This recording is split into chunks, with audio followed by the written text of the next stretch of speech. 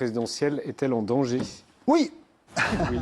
Et dire oui, c'est déjà extraordinaire. Alors, je ne dis pas oui, c'est pas moi qui dis oui. En fait, dans ton documentaire, tu interviews, je ne connaissais pas, je ne connaissais ni le personnage ni la structure, Marc-Antoine Briand, qui est directeur de l'Agence française de vigilance et de protection contre les ingérences numériques étrangères. Donc, si une telle agence existe, c'est que le danger existe.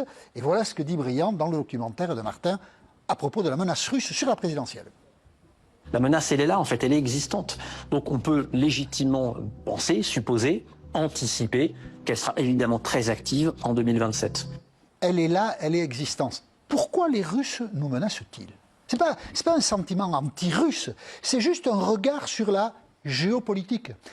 Les Russes, Vladimir Poutine, en est l'expression parfaite, ont toujours une pensée impériale. Et les Russes ont aussi le sentiment d'être attaqués par toute l'Europe. Il y a des traces de lutte, de guerre pendant des siècles qui sont encore dans la mentalité russe. Depuis 20 ans, depuis le retour de Vladimir Poutine au pouvoir, les Russes constatent que tous les pays qui sont à la périphérie de la Russie se tournent tous vers l'Occident et choisissent tous le modèle des démocraties occidentales. C'est vrai des pays baltes qui sont dans la communauté européenne, c'est vrai de la Géorgie qui voudrait y entrer, c'est vrai de l'Ukraine, c'est vrai de la Pologne. Tout ça, pendant des siècles, ça a été la zone d'influence de la Russie, la zone d'influence culturelle et politique, mais aussi le bouclier pour la Russie, la profondeur de territoire et qui leur permet de se sentir en sécurité. Tandis que quand tous ces pays de la bordure russe rejoignent le camp occidental, eh bien, ils rejoignent le camp atlantique, eh bien, on y dépose des fusées par l'intermédiaire de l'OTAN. Donc,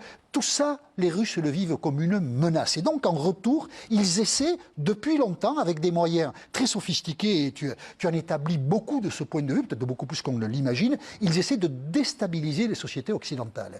Alors, ils y sont parvenus, par exemple, récemment en Roumanie, en faisant émerger un candidat en décembre que personne ne connaissait. Et ça, ce sont, par l'intermédiaire des réseaux sociaux, les Russes qui ont favorisé l'émergence de ce candidat. Ils bénéficient du soutien au cœur même de la communauté européenne de Viktor Orban, le Hongrois qui est l'agent d'influence à l'intérieur des organismes communautaires de Vladimir Poutine. Pour ce qui concerne la France, comment ça se passe? Ils ont aujourd'hui peu d'individus capables de relayer la parole russe. La famille Le Pen, c'est terminé. Ils l'ont longtemps fait, ils ne le font plus. Là, Marine Le Pen a compris que si elle veut avoir une chance d'arriver au but, il ne faut plus faire ça. Pas.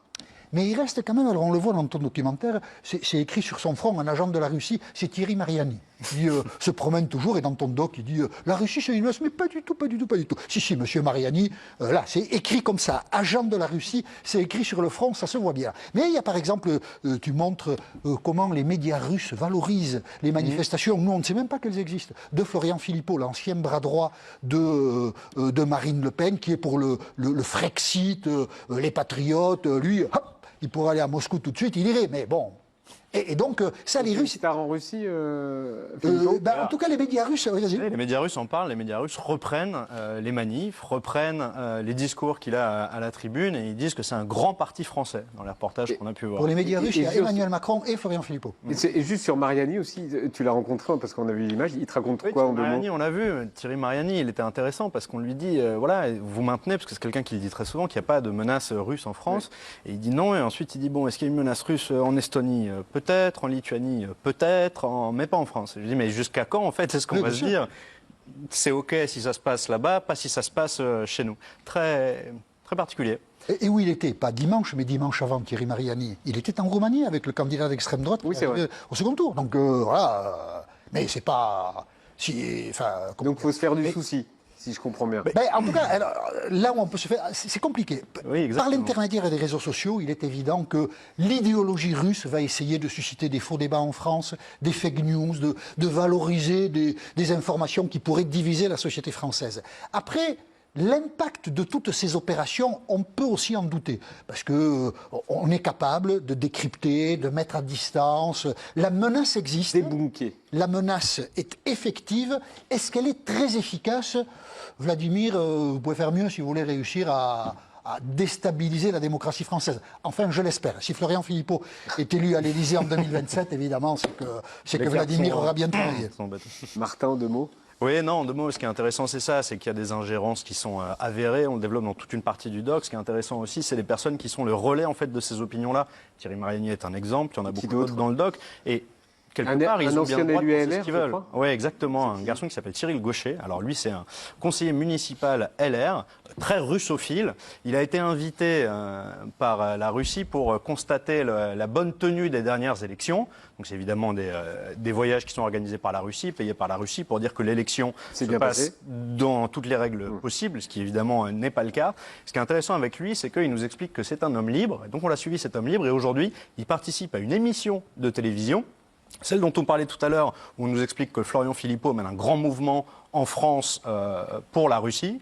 Et il intervient dedans aujourd'hui en tant qu'expert pour débunker les fake news françaises. Ah oui. Pour le dire clairement, donc il renverse le truc, en fait. Il inverse totalement le truc. Il intervient dans cette émission où on lui dit « Mais alors, du coup, comment ça se passe en ce moment en France ?» Je vais le paraphraser. Mais en gros, il explique « Oui, il est temps que les gens se réveillent, ils ne se rendent pas compte que la propagande ourdie par l'Union européenne, par Emmanuel Macron, etc. » L'émission s'appelle « Anti-Fake ».